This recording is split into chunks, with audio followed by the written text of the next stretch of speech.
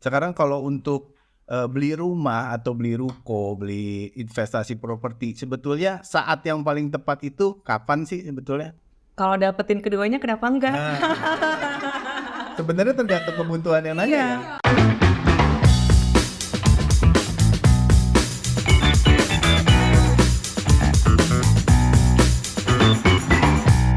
Hey you, kita ketemu lagi di UNAS Podcast powered by Damai Putra Group.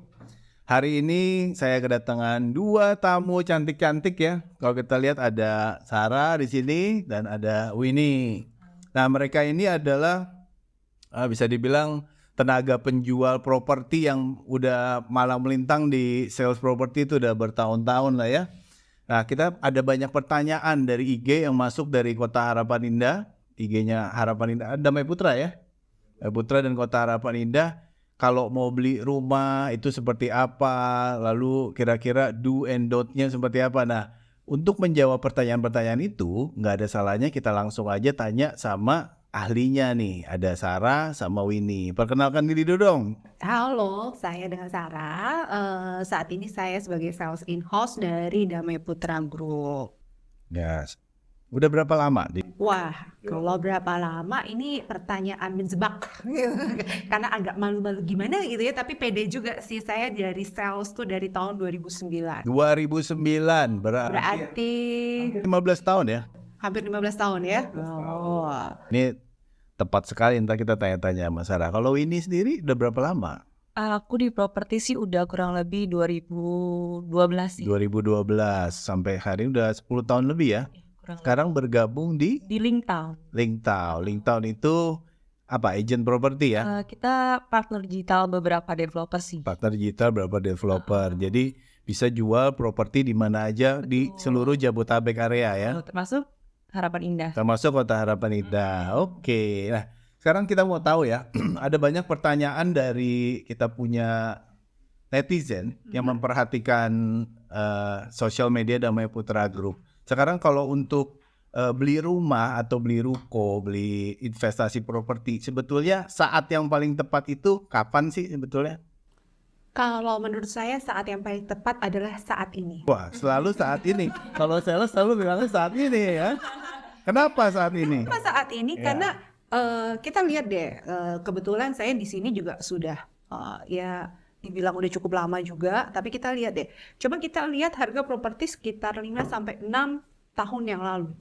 Dapat dari harga rumah 1 M itu bisa dapat luas tanah berapa dan di lokasi mana sih? Nah, semakin ke sini sebetulnya kan kita dapat rumahnya kan semakin kecil. Makin kecil, ya betul juga sih ya. Terus udah begitu kalau kita mau nanti dan nanti lama-lama dapatnya juga tambah kecil dan lokasinya juga tambah jauh. Harga semakin Harganya kita bicara nih harganya tetap 1 M. Mungkin tahun sekitar 5 ataupun 10 tahun yang lalu bisa dapat ya tanah 140 meter persegi. Tapi kalau sekarang harga 1 M itu bisa dapat tanah berapa? Dapat 60 aja tuh udah bersyukur banget. iya ya, semakin kecil. Betul, itu yang di lokasi Harapan Indah, let's say, atau di kota gitu ya, atau belum lagi kalau kita lihat di Kelapa Gading kali ya harganya jauh lebih mahal lagi. Nah, kita lihat sekitar 2 tahun yang akan datang harganya jadi berapa tuh gitu. Jadi kalau saat yang tepat ya adalah saat ini. Saat ini ya, bukan besok, bukan tahun depan, bukan bulan depan, pokoknya saat ini. Kalau menurut Winnie gimana? Setuju gak? Setuju sih, kalau tanya ke orang properti ya pasti jawabannya ya sekarang, saat ini ya. Tapi sih Winnie di sini realistis aja, karena mungkin banyak teman-teman kan yang masih fresh graduate, mungkin juga belum masih kerja, jadi segi dari penghasilan juga belum stabil. Nah, nggak fair juga sih kalau misalkan aku bilang sekarang buat yang seperti itu, teman-teman seperti itu. Tapi kalau ditanya kapan tepatnya, ya pada saat secepatnya ketika sudah siap. Itu sih. Iya, karena kan nggak semua orang juga pada saat kita bilang saat ini dananya siap. Betul. Atau secara finansialnya cicilannya masih udah mampu, belum tentu juga ya. Tapi balik lagi nih, kesiapan teman-teman kan beda-beda ya. Ada yang memang sudah siap nih secara income sudah stabil, terus masih muda, produktif, terus tapi belum ada tanggungan apapun, tapi ada pertimbangan itu jadinya ditunda lagi, jadinya nggak beli rumah. Sedangkan rumah setiap tahun pasti kan naik terus ya. Iya. Nah, dan teman-teman juga pasti tahu kenaikan harga rumah ya nggak bisa diimbangi dengan kenaikan gaji kita. walaupun misalnya nih kalau teman-teman gajinya juga naiknya cepet ataupun karirnya cepet naik, ya mungkin ya itu bisa. Tapi kan sebagian besar kan nggak seperti itu. Jadi kalau udah siap, langsung. Terus tadi kalau kita ngomong kesiapan ya, sebetulnya selain siap, kriteria untuk beli rumah itu seperti apa sih, kriteria yang cocok ya? Kayak gimana? Biasanya sebagai tenaga penjual kan kita mengarahkan. Ada orang datang mau cari rumah, nah itu kriteria yang cocok seperti apa sih sebetulnya untuk saat ini ya? Saat ini sebenarnya sih ya dibalik lagi kesiapan kitanya juga kan. Yang penting secara income dia finansial dia merasa stabil kan. Nah kalau dia juga udah komit dia mau ambil rumah dan dia juga sudah bekerja di karyawan tetap, misalnya dia mau proses KPR, ya kita Ya, nyambung tadi Winnie sih sebetulnya kriteria seperti apa pasti yang dilihat adalah kesiapan financial dari konsumen itu sendiri. Dari kita bilangnya konsumen ya, karena kita membayangkan bahwa mereka ini nantinya akan atau kesiapan dari personil ini ya. Jadi dia secara finansial seperti apa? Apakah dia memang setiap bulannya ada income yang sudah pasti? Sudah pasti di sini kita lihat memang bukan berarti cuma gaji ya. Kalau dia usaha mungkin dari omsetnya dia dan seperti apa. Nah, kita lihat lagi income dia itu berapa dan lebih tepatnya kalau income tuh bukan income-nya berapa kali ya Win, tapi kemampuan dia tuh untuk cicilnya itu tuh berapa sih setiap bulan, nyamannya dia sehingga dia tuh nggak mengganggu kehidupan cash flow-nya dia. Nah kalau udah tahu nih setiap bulannya berapa, dari situlah kita bisa menyesuaikan dengan unit yang dia mau. Pasti orang kalau mau beli rumah nggak mungkin ucuk-ucuk saya mau beli rumah tapi kita nggak tahu bayangannya seperti apa. Pasti punya bayangan, punya mimpi rumahnya tuh nanti dibikin seperti apa. Nah dari mimpian orang itu dan juga kesiapannya dia, disitulah tugas kita untuk mencarikan yang cocok gitu. Kita misalkan lihat ya, kan banyak sekarang anak-anak milenial yang mungkin baru mulai kerja. Itu dalam membeli rumah tuh mereka masih bingung gitu ya. Sebenarnya yang penting yang harus dipertimbangkan sebagai kita yang baru mau punya rumah itu apa aja, bener gak ya? Dan teman-teman di sini juga pasti pengen dong beli rumah, pengen tahu kira-kira apa sih yang perlu dipertimbangkan dengan matang banget. Ini udah kerja nih. Oke. Income berarti udah oke. Kurang lebihnya udah oke, udah stabil. Berarti Apa kira-kira? satu, cari rumahnya yang cocok kayak apa. Yang dilihat itu sekarang lokasinya. Lokasinya. Nah. Paling pertama banget yang perlu dipertimbangkan itu lokasi. Lokasi, exactly, lokasi. Karena rumah itu nggak kayak mobil yang bisa dibawa kemana-mana kan, tapi rumah itu di situ. Jadi kita harus cari lokasinya. Nah, lokasi ini berarti kita lihat dong accessibility-nya itu ter-achieve nggak sih? Maksudnya bisa dilalui ya untuk ke kantor ataupun ke tempat usahanya dia, mudah atau tidak. Yang kedua, udah nih lokasinya udah tahu. Nah, siapa sih yang punya rumah ini? Pengembangnya. Betul, kalau dia beli sama bukan secondary, tapi secara dia adalah dari developer, dia harus cari tahu dong developernya itu siapa. Developernya itu terpercaya apa enggak sih gitu. Jadi selain lokasi nih teman-teman, developernya itu juga penting. Kalau menurut Winnie ada yang beda gak? Apalagi yang harus paling dipertimbangkan? tambahannya selain tadi lokasi, kredibilitas developer, sama juga kita harus ngeliat nih bank-bank apa aja yang kerjasama sama si developer itu. Oh, bank-bank apa saja Betul, penting ya? semakin banyak bank yang kerjasama dengan developer, pasti kan kita, apalagi milenial, pasti kan sebagian besar kan pada proses KPR ya. Ya, pasti Nah, pakai dengan KPR. banyaknya dengan bank itu kan juga lebih memudahkan buat proses KPR tersebut. Gitu sih. Sama ya fasilitas di dalamnya, ada apa aja, sekolah atau rumah sakit. Itu sih penting. Nah, berarti untuk memulai langkah-langkah awal yang perlu kita lakukan adalah cek dulu nih lokasinya di mana. Itu udah pasti dong. Iya. Kalau kita mau beli rumah, di mana sih yang mau kita beli? Lalu yang kedua tadi lihat developernya. Kredibilitasnya. Lalu yang ketiga kita lihat lagi ada kerjasama dengan bank apa aja untuk pembiayaan. Nah terus apa lagi kira-kira? Fasilitas. Harga gimana? Harga kan kadang-kadang lokasi udah sesuai ya gak? Lokasi sesuai, developer sesuai, bank harganya nggak sesuai. Nah itu gimana tuh? Nah, sebetulnya kalau dari sisi lokasi kita sudah happy ya. Misalnya kita tentuin dulu nih teritorinya tuh mau di daerah mana. Mau di daerah Jakarta Timur, mau di daerah Bekasi, mau di daerah Tangerang kah? Padahal Bekasi kan juga cukup besar ya. Nah, kita udah tentuin dulu mau di mana. Bolehlah punya mimpi. Oh, oke, mau ke location yang misalnya di Harapan Indah ataupun misalnya pengennya di Grand Wisata kalau di daerah Bekasi. Nah, dari situlah kita cari tahu dong. Kita lihat dulu nih, kalau harga betul kita harus tahu harganya. Tapi bagaimanapun juga uang itulah ada bohong toh. Uang itu ada bohong toh. Semakin harganya mahal, semakin harganya tinggi, pasti ada nilai plus dari unit itu. Kenapa? Bisa lokasinya yang lebih dekat dengan akses daerah kota ataupun juga lingkungan di dalam klasternya. Jadi uang itu memang nggak bohong. Tapi sekarang kita lihat nih kemampuannya sebetulnya yang balik lagi tadi pertama saya bilang kan secara financial udah tahu nih, dia udah tahu dulu cicilannya dia tuh sanggupnya berapa. Nah pada saat tahu cicilan sanggupnya berapa itu sebetulnya kita lebih enak nih. Oke, kalau dengan cicilan segini kurang lebihnya mau ambil tenornya berapa, dari situ biasanya tim sales yang jago itu tuh dia akan tahu, oh oke, dia ini cocoknya ambil unit yang kisaran harga berapa dan dia akan bisa offering unitnya di mana. Mungkin Winnie lebih pengalaman tuh kan karena Winnie pegang beberapa developer ya Winnie ya gitu. Kalau untuk harga sih pasti ya relatif ya. Mungkin buat teman-teman di awal untuk pertama kali ini, tadi kan Korisi bilang harga. Mungkin kita bisa cari info dulu nih, browsing dulu, kita lihat nih rumah mana yang kira-kira mendekati dengan budget kita, okay, yang nggak menyusahkan kita nih nanti kalau buat cicil. Nah itu mungkin ya itu sih salah satu contohnya, misalnya udah ketemu nih, baru kita untuk ini lagi datang visit. Ya. Karena percuma ya udah datang visit, tapi ternyata budgetnya nggak cocok ya. Nah, terus itu kan dari segi budget dan lain-lain ya. Nah, terus kita sebagai penjual rumah ya, atau enggak sebagai pembeli ya kita ya, itu apa harus ngecek gak sih kira-kira apa aja sih kelengkapannya dari surat-suratnya, itu perlu dicek lagi ya sih sebagai pembeli rumah gitu? Tergantung nih belinya secondary atau primary. Oke, primary ya. Kalau primary sih ya paling kita ya lihat lagi, balik lagi ke developernya, kredibilitas developernya seperti apa. Biasanya kan kalau kita sebagai mau misalnya ngambilnya dengan proses KPR, kan biasanya bank ya yang untuk semua dokumen-dokumennya juga langsung ke bank. Ya paling biasanya kan bank-bank juga mau kerjasama dengan developer yang memang permitnya juga aman, secara legalnya aman.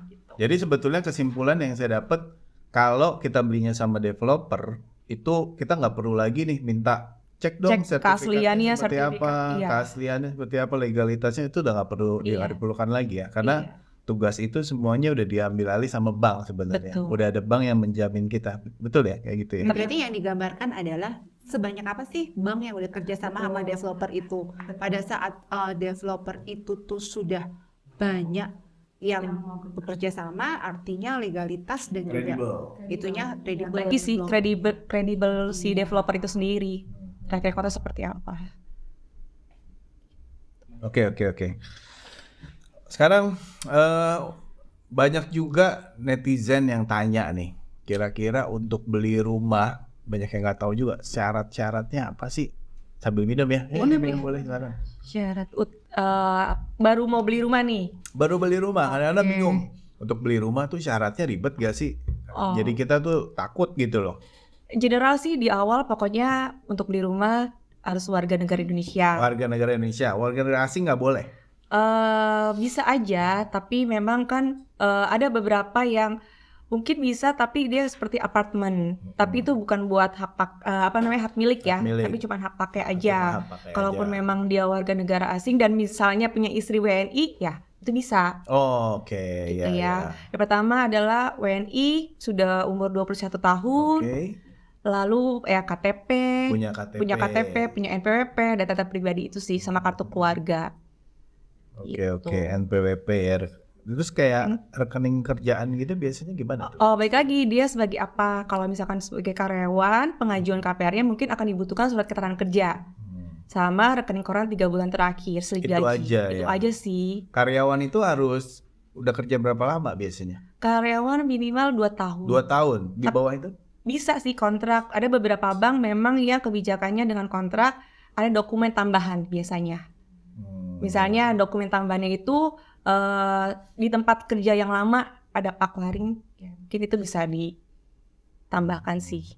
Syaratnya itu sebenarnya cukup mudah ya, nggak terlalu ribet ya. Jadi KPR tuh tidak sesusah seperti orang bayangkan. Jadi KPR itu sebetulnya mudah, dan saat ini bank pun juga nggak mempersulit ya. Iya betul, sangat mudah. Untuk bisa dapat KPR tuh bank tidak mempersulit. Jadi kalau bank itu kan dia lihat ada fixed income sama non fixed income ya. Kalau fixed income tuh biasanya karyawan. Kalau karyawan yang seperti tadi Winnie udah sampaikan ya, data pribadi udah pasti diminta lah. Tapi kalau untuk data keuangan itu yang biasanya diminta surat keterangan kerja, slip gaji sama rekening koran. Nah terus kalau dia sebagai wira swasta, kalau dia PT ya pasti legalitas PT-nya akan diminta. Tapi kalau misalnya dia cuma perorangan, kan sekarang lagi model UMKM ya. Iya. Nah itu sih minimal mereka punya NIB aja sih udah cukup sih. Biasanya banyak bank yang NBA NIB. lagi. Basket NBA. NIB. NIB cukup sih. Ya. tuh kan itu juga bikin nggak susah sih ya via online ya. Iya, ada cukup nomornya aja sih. Sama mungkin tambahan laporan keuangannya ya. Ya laporan keuangan sama rekening juga benar. Tahapannya itu seperti apa? Tahapannya misalkan kita mau beli rumah nih sama developer, tahapannya seperti apa? Mulai dari apa dulu pertama? Apa datang-datang langsung kasih surat rekening koran? Gimana tuh? Oh, dia misalnya udah oke nih, cocok satu. Ya. Nah, terus selanjutnya mau gimana ya?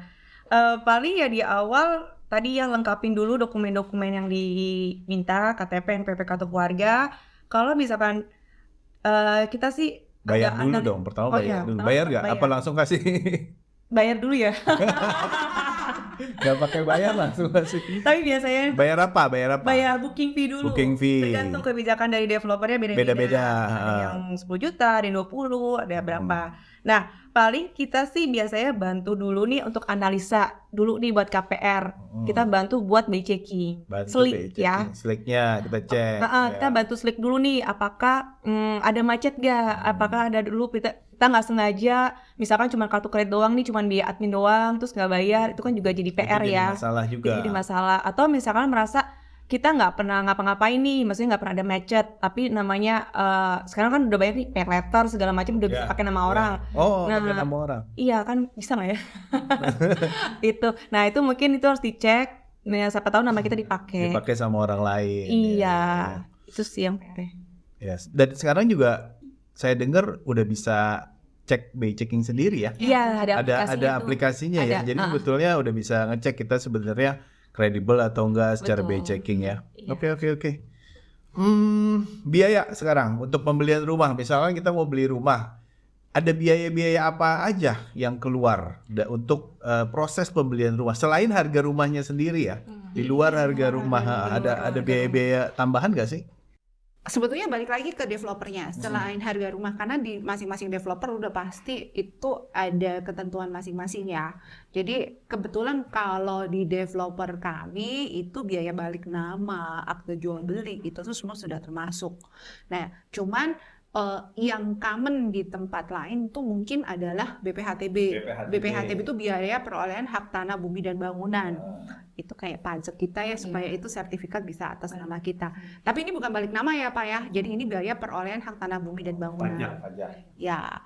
Terus yang kedua, kalau dia pembelian secara KPR yang diperlukan juga itu adalah biaya KPR. Biaya KPR berapa jumlahnya? Nah, biaya KPR sih ini more or less itu kurang lebih sih 4-5% dari plafon sih. 4 sampai. Orang pasti tanya, apaan sih itu biaya KPR gitu kan? Nah, biaya KPR itu apa sih gitu. Nah, di biaya KPR itu sebetulnya nanti dari pihak bank pasti akan breakdown itu apa saja.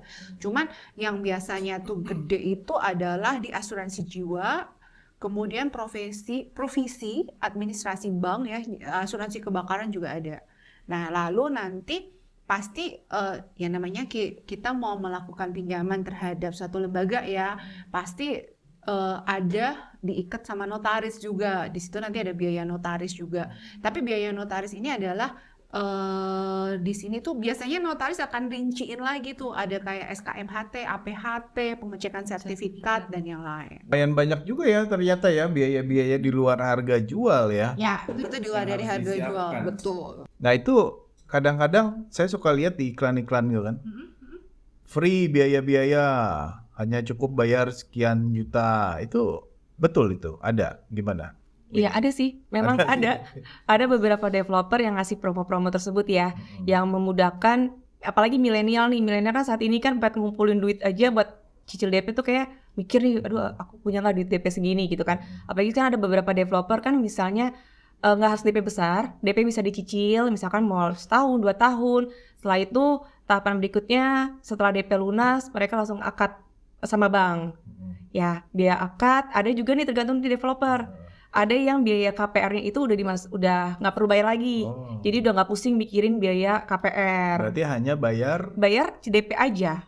DP-nya aja. Iya, cicilan DP, terus biaya KPR, mungkin ada yang ditanggung, ada yang enggak, tergantung promo developernya masing-masing. Biasanya itu untuk mengetahui hal itu harus tanya langsung sama Developernya.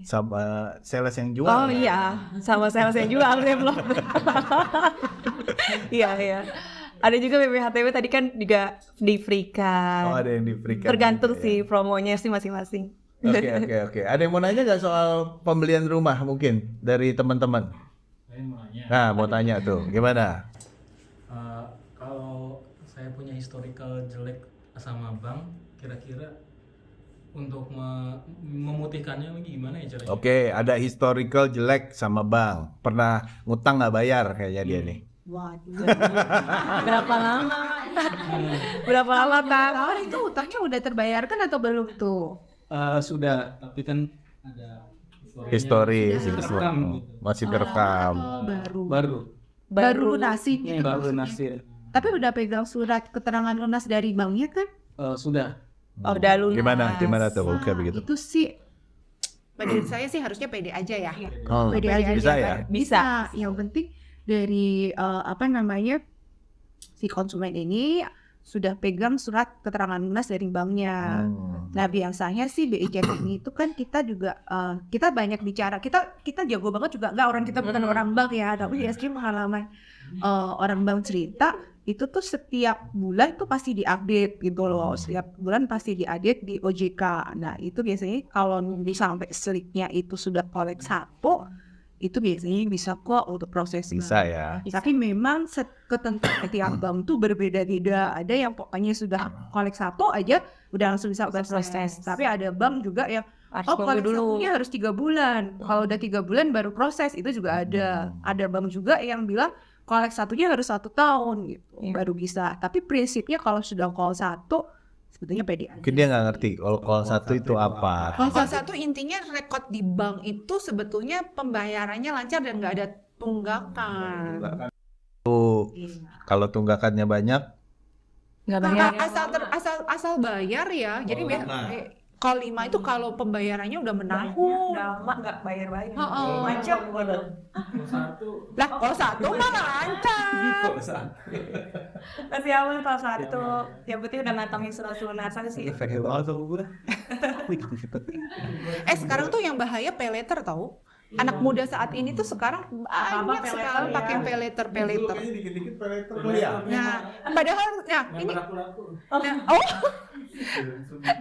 tapi sih memang ini ya, maksudnya jadi isu juga sih, karena pay later ini tuh dikit-dikit menjebak sih Pak. Jadi kalau misalnya kita pakai Shopee ataupun Tokopedia ataupun Lazada, saya nggak tahu Lazada ada ya kali ya pay letternya ya. Ada, semua ada. Nah kalau misalnya pakai pay later itu tuh kan bisa dapat diskon khusus ya, gitu. Nggak usah gitu deh, GoFood kalau bayarnya pakai GoPay later, nah itu dapat diskon. Jadi banyak anak muda tuh sekarang tuh pada apply pay later untuk diskonan, tapi lupa bayar. Nah itu tuh bahaya banget deh itu. Jadi memang sih kalau punya boleh, bukannya nggak boleh, asal paymentnya itu lancar. Jadi kalau misalnya pakai 1 juta, ya udah dibayar 1 juta dong. Atau katakanlah sekarang, atau anak muda sekarang ya, wah gadgetnya bagus nih, ya gitu kan, gadgetnya bagus, beli cicilan deh 12 kali gitu kan. Nah tunggakannya kan masih ada tuh pasti, tapi paymentnya itu lancar, itu tetap call 1 walaupun masih ada tagihan di kartu kreditnya. Yang boleh asal dibayar. Nah bener. Minta dibayarin orang nggak boleh tuh. Dan jangan termakan oleh pay later itu. Iya. Boleh pakai, tapi tetap harus bayar. Kalau kita mengajukan KPR kemudian ditolak, itu bisa ngajuin lagi setelah berapa lama? Wah, bagus pertanyaan. Sebetulnya ditolaknya dari 1 bank atau beberapa bank pertanyaannya? Misal dari 1 bank. 1 bank.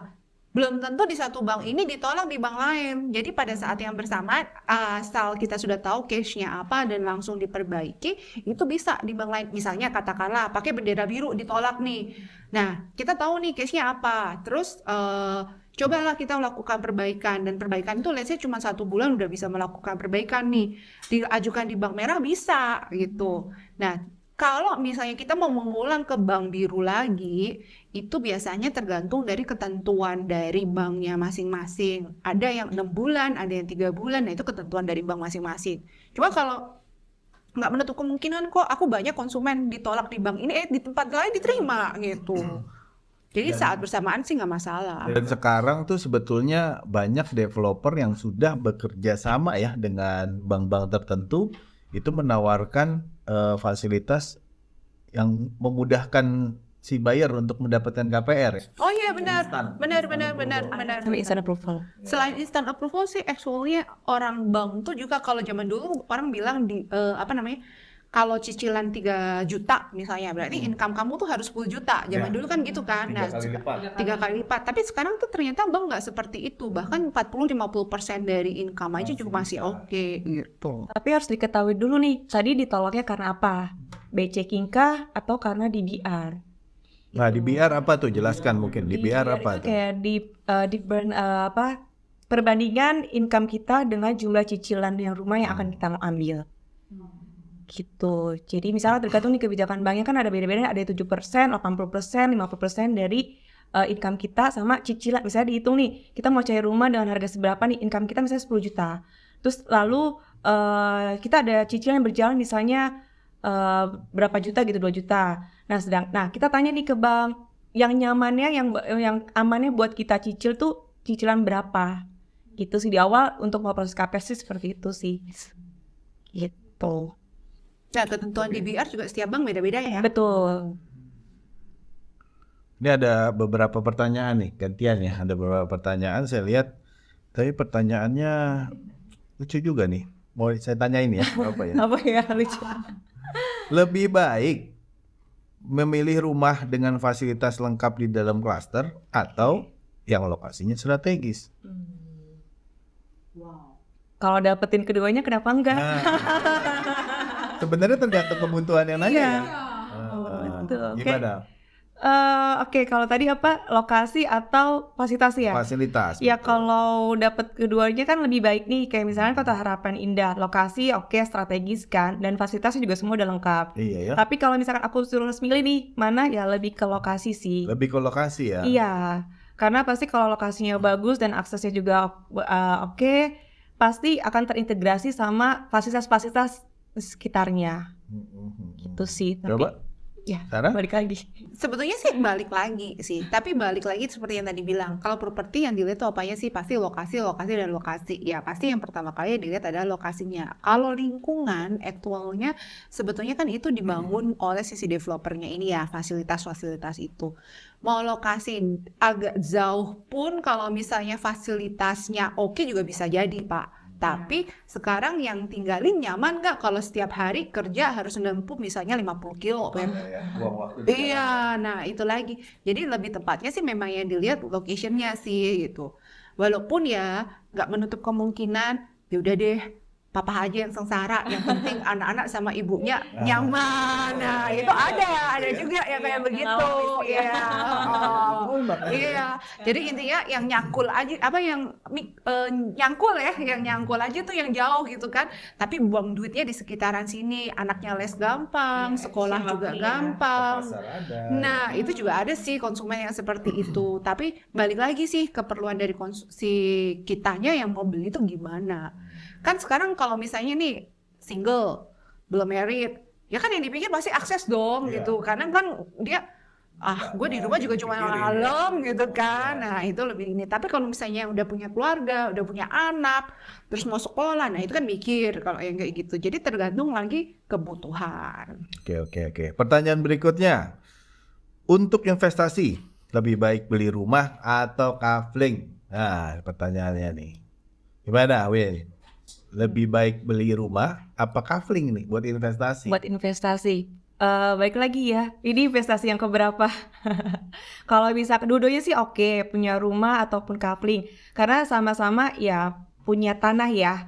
Karena kenaikannya juga pasti setiap tahun pasti akan tinggi juga. Nah, balik lagi tergantung nih rumahnya dan si kaflingnya itu di mana lokasinya. Prospek kedepannya seperti apa gitu sih. Cuman kalau untuk kafling kan mungkin lebih apa ya, mungkin dia bisa bangun atau enggak, tapi kan aku mau ngomong lupa. Maaf ya. Gimana Bu Sarah? Skip. Nah, tergantung ini investasi yang kayak apa sih yang dimaksud? Investasi buat mungkin ini maksudnya 5 tahun 10 tahun mendatang lah. Dari sekarang, beli mana? Sebetulnya sih kalau saya mikirnya gini, kalau investasi kan ada yang penting konsumen itu punya aset.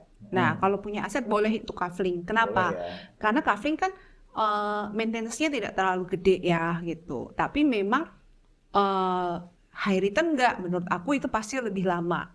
Nah, kalau rumah sebetulnya itu menurut saya lebih oke. Karena apa? Kalau misalnya nggak dipakai kan bisa dikontrakin ya. Kalau kafling di Kontrakin gimana kan nggak bisa kan? Jadi kalau kafling kita kontrakin kan juga nggak susah juga kan? Nah, konsumen si pengontraknya suruh bangun dulu. Nah, itu tuh biasanya sih kayaknya sedikit terkendala ya, cari pengontraknya juga agak susah. Terus cuman kalau kafling sebagai aset, yang misalnya aset deh, pokoknya saya punya, itu sih oke banget, karena dia kan maintenance-nya cukup rendah ya. Gitu. Oke, pertanyaan berikutnya. Plus minus, lebih baik beli rumah baru apa beli rumah second? Nah ini nih, kayaknya kalau yang ini mungkin Ibu ini lebih bisa menjelaskan daripada saya. Kalau saya nanti subjektif dan bilangnya. Iya bener. Nah, Gimana Win? balik lagi ya, rumah baru atau second. Kalau misalkan rumah baru itu kan desainnya up to date, modelnya mengikuti kekinian lah, ya kan. Betul. Tapi ya kalau second ya memang udah rumah jadi, di lingkungannya juga udah jadi. Maksudnya si yang pertama pun juga, yang baru pun juga lingkungan udah jadi, cuman kan lingkungan baru. Nah, belum ada tetangga. belum ada biasanya. tetangga. Oh, ini udah rame. Ini udah rame, terus juga mungkin akan ada biaya tambahan lagi untuk kalau secondary ya, untuk biaya renovasi, untuk semuanya, dalamnya segala macam kan. Terus juga ditambah legalitasnya.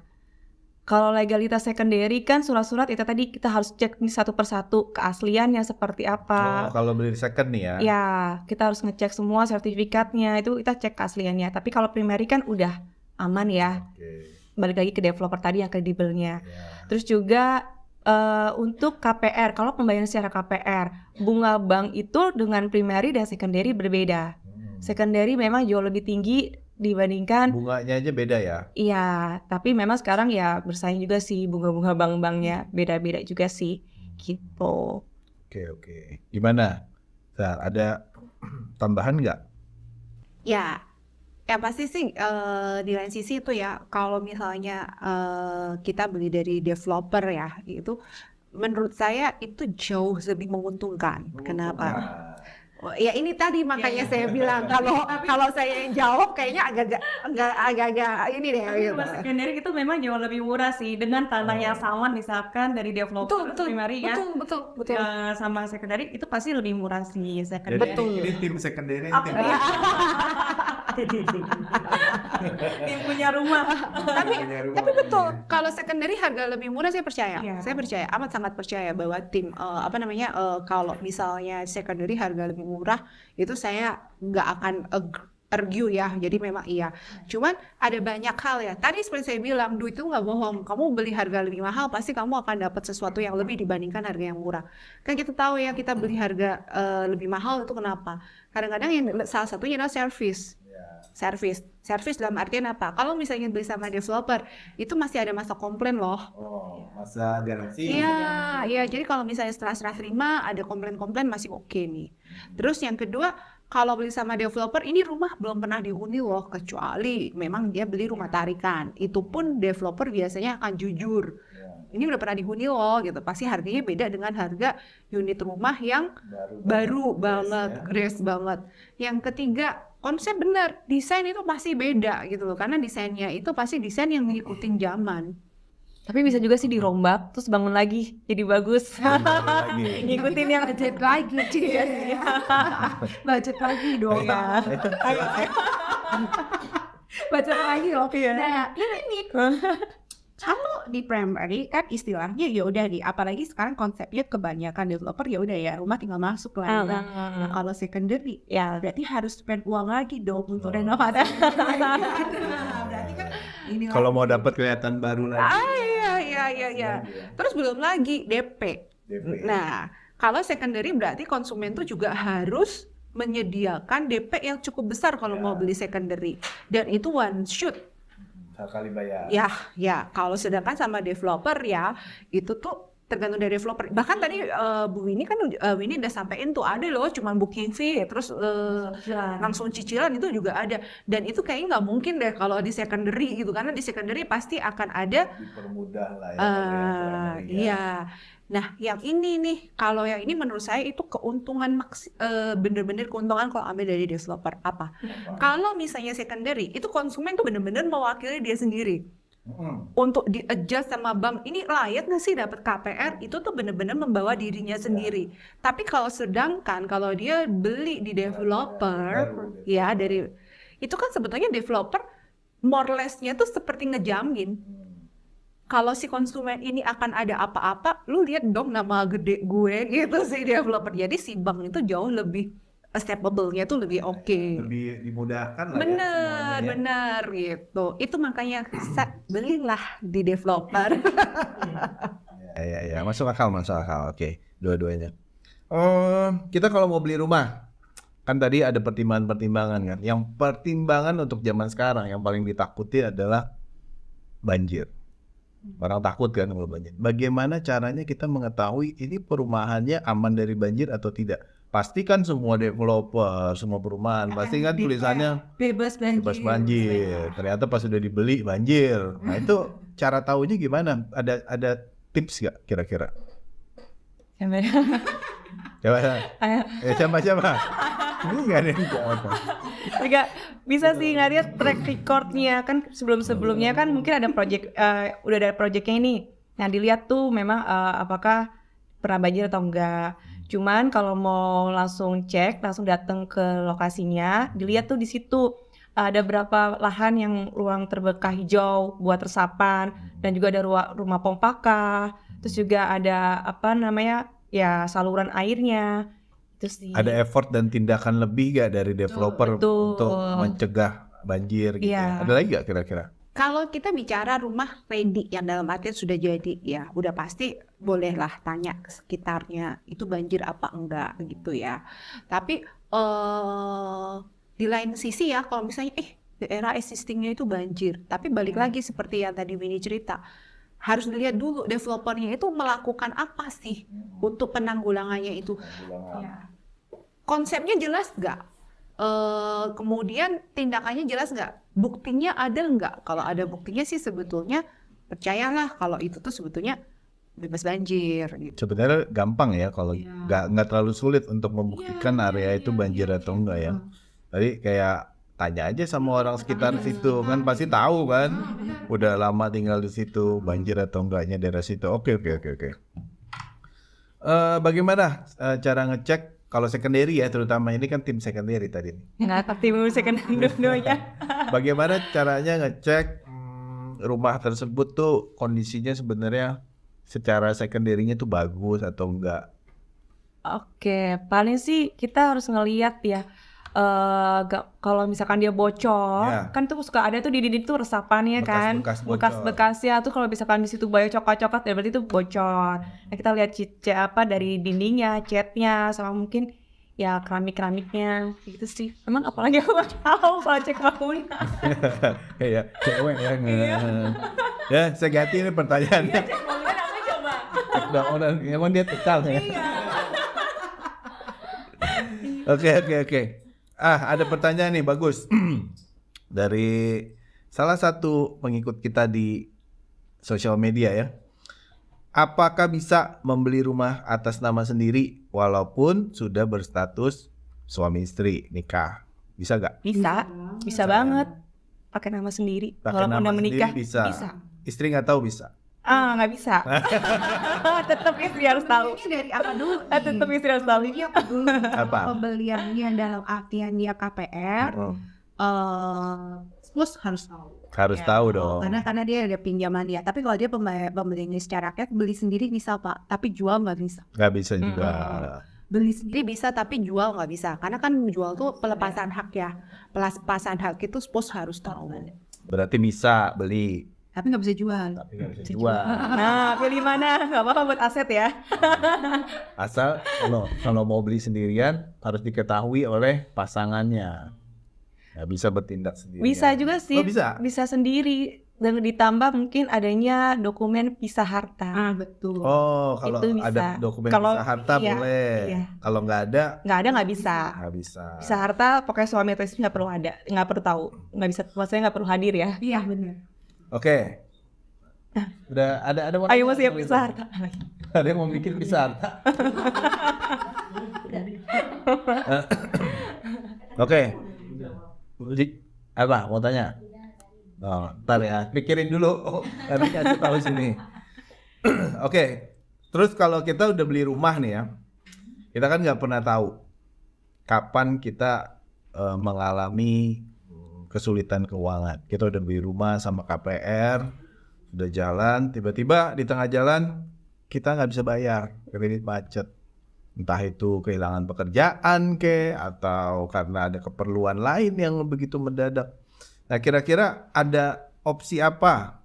Biasanya kan bank tuh langsung disita tuh ya rumah kita tuh kalau kita nggak bayar. Nah, itu kira-kira gimana? Tapi enggak segitu juga lah Pak. Gimana? Nggak menakutkan. Iya. Nggak menakutkan itu loh. Gimana? Jadi apa yang harus kita lakukan kalau kita mengalami kesulitan tiba-tiba? Mungkin langsung take over ya. Take over. Take over. Kita jual aset kita. Oh, jual ke orang. Jual ke orang lagi. Segera dijual. Iya. Kalau nggak laku-laku gimana? Kalau nggak laku-laku, Hubungi Linktown. kalau laku bener. Hubungi Linktown. Langsung Jadi laku ya? Tapi jual itu adalah salah satu solusi yang maksudnya putus ya, jadi cepat selesai. Tapi kalau misalnya ada dong konsumen sebetulnya ya mati-matian pengen punya rumah itu, tapi memang terjadi kesulitan. Sebetulnya bank tuh nggak sakek-sakek amat kok gitu. Datengin aja banknya gitu, bicara baik-baik. Lalu ini sebetulnya banyak kasus yang seperti ini, terutama kemarin kita kan pandemi ya, itu betul. tuh itu Apalagi ya, pandemi kemarin kan. itu luar biasa banget deh. Nah sebetulnya bank juga nggak sakek-sakek banget kok. Jadi bisa aja datang ke bank, ajukan keringanan, entah keringanan bayar bunganya doang atau seperti apa, itu tuh bisa. Atau mungkin bahasanya restruktur ya. Jadi misalnya nih dia KPR tinggal sisa 10 tahun misalnya. Cicilannya ternyata buat dia berat banget nih. Nah, itu sebetulnya bisa ajuin ke bank lalu minta untuk itu tuh dikecilin lagi gitu loh. Namanya restruktur. Tapi itu plus minus ya restruktur ya. Benar, tapi itu ada risiko. Ada resiko juga. Ada risiko dia akan kesulitan ambil kredit lagi berikutnya. By checking. Iya. Checkingnya akan jelek. Speknya kan. Oke, itu Restruktur. nggak boleh restruktur ternyata ya. Boleh, tapi ada risiko. Ada risiko. Boleh, tapi ada risiko. Tapi Tahu nggak restruktur? Hah? Apa namanya? Dikecilin. iya, Iya. iya. Tenornya dipanjangin nih. Kalau berarti tinggal 10 tahun dibikin jadi 15 tahun lagi. Biar mengecilin cicilan. Gitu. Itu sih kalau terkadang balik lagi. Tapi memang cara yang paling cepet ya itu jual gitu. So dibantu Linktown. Hubungi Linktown tadi. Jadi sekarang kalau kita buka sosial media, Instagram, Facebook dan lain-lain, itu banyak tuh ya influencer mungkin yang mempengaruhi anak-anak muda sekarang millennials bahwa buat apa beli rumah? Oh, oke. Lebih baik sewa aja, lebih murah. Karena sewa lebih murah dan lain-lain. Kalau kita punya uang cash, mendingan uangnya ditaruh di deposito gitu ya, di bank atau dimasukin ke dalam investasi lain. akhirnya rumahnya sewa aja. Gimana menurut penjual properti ini? Itu balik lagi ya ke persepsi masing-masing ya. Cuman kalau menurut Winnie sih lebih baik punya sendiri, beli, karena kan sekarang udah mudah kan. Ada yang bener-bener yang ya kayak tadi Kak Cisara bilang, DP bisa dicicil, atau ada cukup yang developer hanya booking fee aja langsung cicilan. Nah itu kan sangat dimudahkan banget. Nah kalaupun sewa ya itu tadi balik lagi, kita setiap tahun kan kenaikan rumah naik terus. Kalau kita sewa, oke, taruhlah sewa berapa, sayang kan duit sewa itu mending kita masukin ke cicilan dapat rumah gitu sih. Toh sewa bukan punya kita. Kalau untuk biaya beli ya kita walaupun cicil-cicil ya kita udah punya rumah, udah punya aset. Nanti kita di masa depannya, masa tuanya udah tenang punya rumah sendiri. Iya. Itu sih. Mungkin dari Sarah ada? Kalau dari saya setuju banget sama Winnie tadi. Jadi punya itu lebih baik daripada ngontrak-ngontrak ya. Kenapa? Kayaknya murah ngontrak, mungkin orang mikirnya begitu. Kesannya murah ngontrak, tapi sebetulnya ingat lagi loh, kontrak itu kan berarti kalau misalnya sekarang kebanyakan kontrakan tuh pasti bayarnya per tahun dong. Berarti per tahun itu enggak. Berarti kan lebih bayar satu kali jeblek ya, entah 30 juta, 40 juta, 50 juta itu sekali jeblek. Sedangkan kalau KPR kan dia cicil nih, misalnya dia cicilannya setiap bulannya adalah 5 juta, berarti kan dia cicil setiap bulan 5 juta. Itu yang pertama. Yang kedua, emang biaya pindahan nggak mahal ya? Kalau misalnya iya nih, kalau kita bisa ngontrak di sini sampai 10 tahun, tapi kan kadang-kadang landlordnya itu pengennya mau beresin dulu kayak atau apa gitu ya. Nah itu berarti kan harus pindah lagi dong. Kalau pindah, Dia nggak mau diperpanjang. betul. Jadi nggak diperpanjang kan berarti pindah dong gitu. Mau nggak mau ya, masa kita mau paksa? Saya nggak mau pindah, saya tetap di sini. Nggak mungkin ya itu ya. Oke, dinaikin 2 kali lipat. Pindahan itu apa nggak effort ya? Satu effort capeknya, effort juga biayanya. Nah tapi yang pasti ya, yang ini menurut saya nggak sesuatu hal yang pasti dan nggak bisa dibayar pakai harga duit segala pun, adalah rasa aman. Rasa aman. Kalau udah punyanya kita, one day nih, misalnya cicilannya KPR-nya udah lunas, kan kita nggak perlu lagi keluarin duit gitu loh. Sedangkan kalau kontrak, berarti kan harus bayar lagi dong. Dan setiap tahun biasanya naik ya, nggak Iya, mungkin ya sewa juga setiap udah 5 tahun tetap aja segitu terus, nggak jarang ya kayak gitu ya. Katakanlah nih, oke kita mikirin diri sendiri, tapi kalau besok punya anak, masa anaknya disuruh kontrak terus gitu kan? Nah sedangkan kalau kayak begini kan minimal nih, ada warisan nih buat si anak atau apa. Jadi rasa aman itu tuh pasti nomor 1 gitu. Dengerin tuh ya milenial semua, lebih baik beli rumah daripada sewa terus, nggak nyaman. Dikit-dikit nanti pindah, sewa, bayar lagi, perpanjang lagi ya. Oke. Udah gak ada yang mau tanyakan lagi, waktunya juga sudah habis. Terima kasih udah datang Winnie, Sarah. Lain kali kita ngobrol-ngobrol lagi di sini ya. Sekian dulu perjumpaan kita di podcast kali ini. Sampai ketemu lagi. Bye.